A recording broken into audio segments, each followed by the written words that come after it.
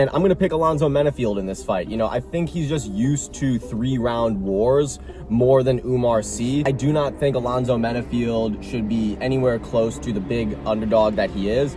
And yeah, Alonzo Menifield all day, baby. Phil Rowe versus Ange Loose. I'm going Phil Rowe all day. Ange Loose, man, he's not really good at anything. You know, it's not like he bites down on his mouthpiece and he's a dog. When Ange Loose comes in, Phil Rowe is going to have something for him. And something is enough to deter Ange Loose. Phil Rowe all day.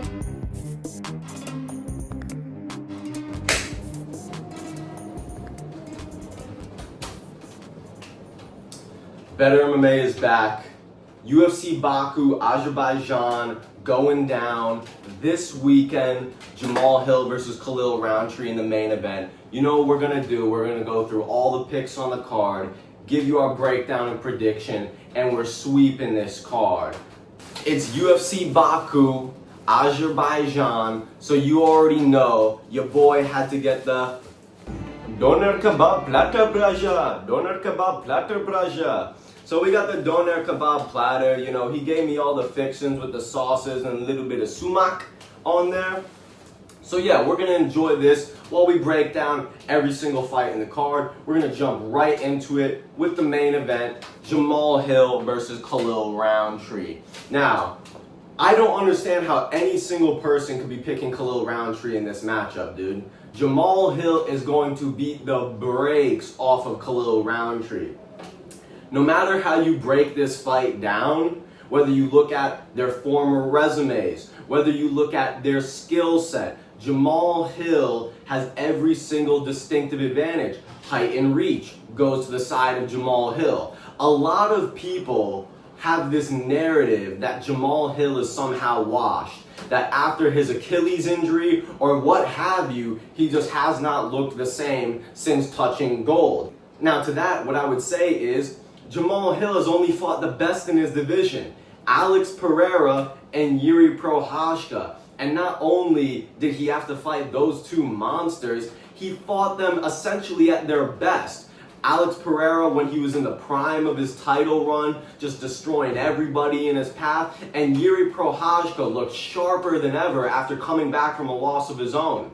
As far as the matchup itself goes, Jamal Hill is a better boxer than Khalil Roundtree. Khalil Roundtree absorbs more significant strikes per minute than he even lands on his opponents. Jamal Hill has a footwork advantage. He's going to be skating all around the octagon, finding his angles and teeing off on Khalil Roundtree, Mr. Plotty Muay Thai stance, all right? Khalil Roundtree does not have a good ability of closing distance, right? Because he just has a very basic Muay Thai stance. But you know what's not basic? This Döner Kebab, which I'm about to enjoy right now. Hold up. Let me get some of this beef with the fries. Beef with the fries.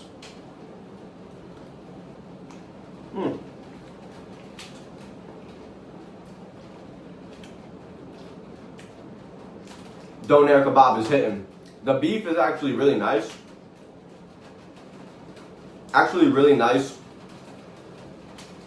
Succulent beef here. It's not dry at all.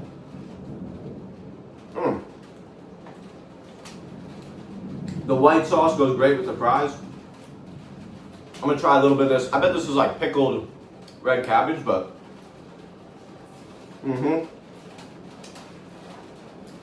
gives it that nice freshness, a little bit of salad. Really good balance to the white sauce, you know, the creaminess of it. Good acidity, nice crunch.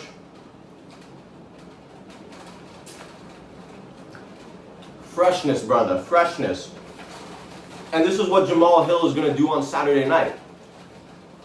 He's going to keep it fresh. Khalil Roundtree has been in the UFC for over 10 years now, and he's just now getting in the rankings, and he had an undeserved title shot. Listen, man, do not sleep on Jamal Sweet Dreams Hill, man. Khalil Roundtree has been antagonizing him at the press conferences, saying, oh, I'm not going to have any blood on my face. My nose ain't going to be broken in this fight. And look, Jamal Hill is ready for a war. You know, Jamal Hill likes to go balls to the wall, and he's just going to serve Khalil Roundtree. That being said, we're going Jamal Hill third round KO. Lock in Jamal Hill KO. Moving down the card too. The co-main event. Ignacio Nacho Bahamondes versus Rafael Fiziev.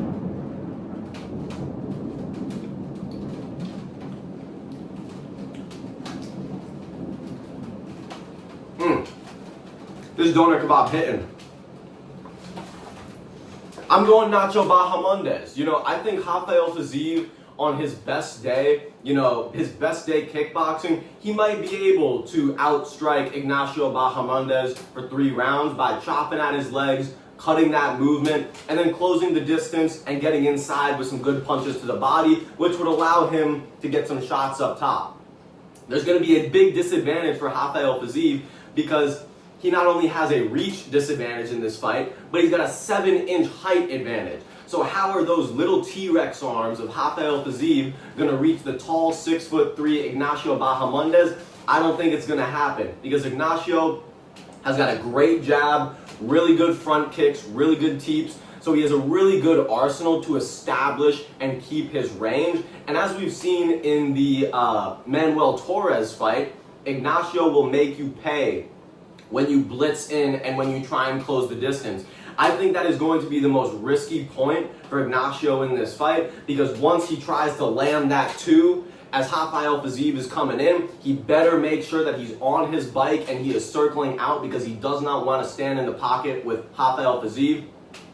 That all being said though, I think Rafael Fiziev is too small for this matchup. He's not going to be able to close the distance. And when he does try and close the distance, Ignacio has a great arsenal to punish you as you're coming in. For that reason, we're going Ignacio Bahamondes by a 3-round decision. Moving on down the card too. Nazim Sadikov versus Nicholas Mota Boder. Now, I like Nicholas Mota. He's a banger. He loves to scrap. But Nazim Sadikov is rightfully so a massive favorite in this matchup because he's just a far better technical fighter. When it comes to the grappling, I really think people are overlooking how much of a grappling advantage Nazim has in this fight. Even if things get spicy on the feet for Nazim and Nicholas Mota is throwing crazy in the pocket, Nazim has a good wrestling and BJJ background which he can rely on.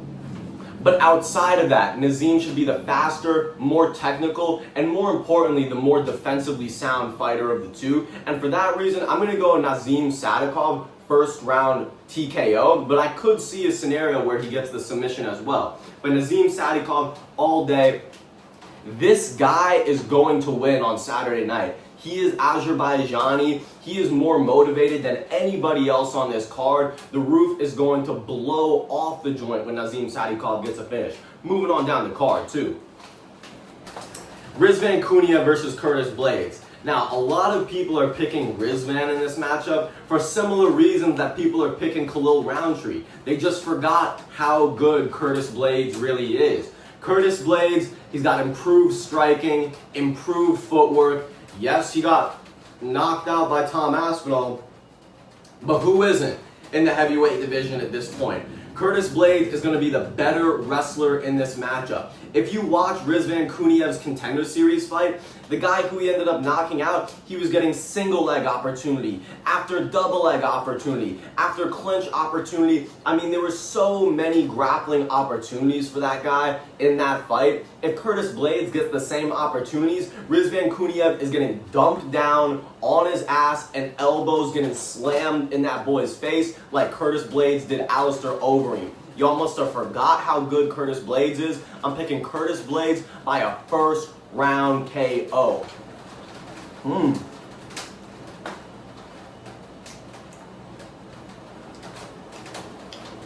It's actually really good kebab. Those are actually really good. Try with a little rice.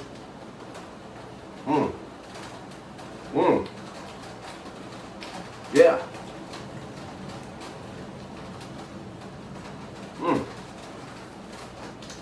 Moving on down the card too. Miktabek Odablai versus Tofik Musayev. Now, this Tofik Musayev guy really has a puncher's chance. I was watching one of his Bellator fights against Shabli, I guess the guy's name was. This Musayev guy does not have elite UFC level grappling. Odablai, especially once it gets to the second and third round, he should have the scrambling advantage. He should be the more aggressive, dominant, controlling grappler. And for that reason, I think Odablai by decision is a very safe bet. So Miktabik Odablai also has some pretty decent straight punches. He's got a decent jab, and more importantly, he's got a pretty good straight right. And from what I've seen in Tofiq Musayev's fights, man, he is open for those 1-2 punches all day. He's got a very Jorge Masvidal style of throwing punches around your guard, and for that reason, you could be afraid for Odablai maybe getting clipped behind the ear. But that's really the only scenario in which I see Tofiq Musayev winning this fight. He's really just been signed because he's an older guy, been fighting in other promotions his entire career, and it's convenient enough that he's from the region of Azerbaijan, so they're gonna get him on this card, make it more of like a hometown feel for the guy. But overall, I'm going Miktabik Odablai. So I'm going Odablai by decision all day. Tofiq Musayev, he also quit in one of his fights against Shabali. You know, he got kicked in the groin or in the solar plexus, and he just said, nah, I can't continue. And sorry, but I'm not gonna pick a guy like that against Odablai, who literally went life and death with Mateusz Rebecki after getting hit with some of the craziest shots, you know, anybody would have quit to. So I'm going Miktabik Odablai all day, baby. Moving on down the card too. Ko, the Korean, versus Oban, the Welsh gangster Elliott. Dude, if you're sleeping on the Welsh gangster at this point, I don't know what to tell you, man. This guy puts in work. This guy is an all-around fighter. He's working on his grappling on a daily basis. He's got a crazy, nasty overhand right, which he slept Basil Hafez with in his last fight. Oban Elliott is that dude. I believe we will see Oban Elliott in the top 15 soon enough. He's very defensively sound, and against the guy who calls himself the Korean Tyson, that's all you're really gonna need. Oban Elliott is gonna have the better kicks. He's a well-rounded striker. This Seokhyung Ko guy, okay, he calls himself the Korean Tyson. Out of 10 fights, only 4 wins are by KO. That ain't no Korean Tyson. He's also 30-something years old with only 10 fights. You're not out experiencing the young gun, Oban Elliott. Oban Elliott is much more hungry. I'm sorry, man, but this Korean dude doesn't know what he's getting himself into. Oban Elliott isn't some regular Welshman. He's the Welsh gangster. He's going to take off this guy's head. Moving on down the card, too. Ismail Nurdiev versus Park, the Iron Turtle. Now, I can't hate on my Koreans. You know, Nurdiev is the younger guy. He should be more athletic. But if there's one thing we know about Park at this point, you gotta cut this guy's life source off, man, because he will keep on fighting. He is an absolute dog. He loves the war. He could stand on the feet and bang, and he could also take it to the ground and finish you with a submission. For that reason, man, I gotta take the veteran that's been more tested in 3-round wars. Shout out my pick of Alonzo Menefield versus Umar Sy, bruh. But you got these young guys that aren't finishers going up against some real grizzled veterans. You gotta lean on the side of the grizzled veteran, man, because when shit gets nasty, you know that you can rely on them not to quit. So that's why I'm going Park by a decision or a late TKO, but we're gonna go Park by a decision all day.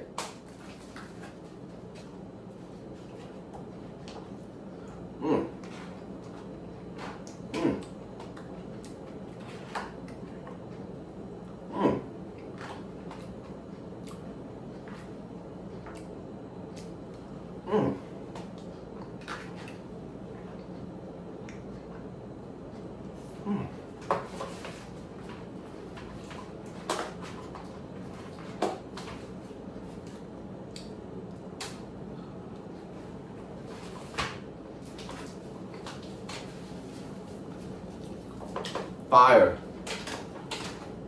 For the chick fights real quick, I'm taking Melissa Mullins and her fight because apparently she's already finished the chick on like the regional scene. And then the fight underneath that, Melissa Mullins has beat both of those chicks too. So Melissa Mullins is like the big dog for the chicks on this card. But I'm gonna go with the arena chick in the other fight. Moving on down the card too. Said Nurmagomedov versus Azamat Maxim. This fight is super simple, right? I mean, Azamat Maxim got out-wrestled by Charles Johnson. You got out-wrestled by Charles Johnson. Charles Johnson is a Muay Thai kickboxing LARPer. So if that guy is taking you to the ground and out-grappling you, what is Dagestani Braja Said Nurmagomedov going to do to you? I feel like Said is going to tie this kid up in a pretzel. Azamat better throw them things on the feet in hopes that he gets this boy out. Otherwise, he's getting tied up in a pretzel, dominated for 3 rounds, if not put into like a twister, neck crank, some crazy submission in the 2nd or 3rd round. But it's going to be Said all day.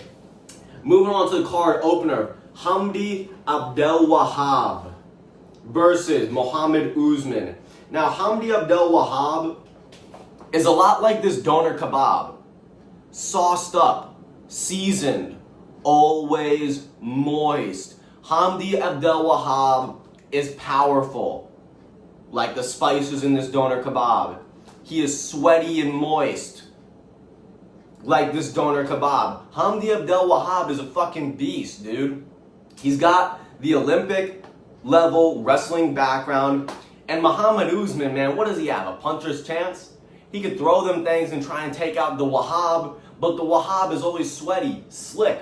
The punches slide right off of him. He's going to grapple, clinch, and we already see that people love to hometown cook it for Hamdi Abdelwahab, man. So you know they're going to do that in Azerbaijan for the boy. So we're going Hamdi Abdelwahab by decision all day, baby.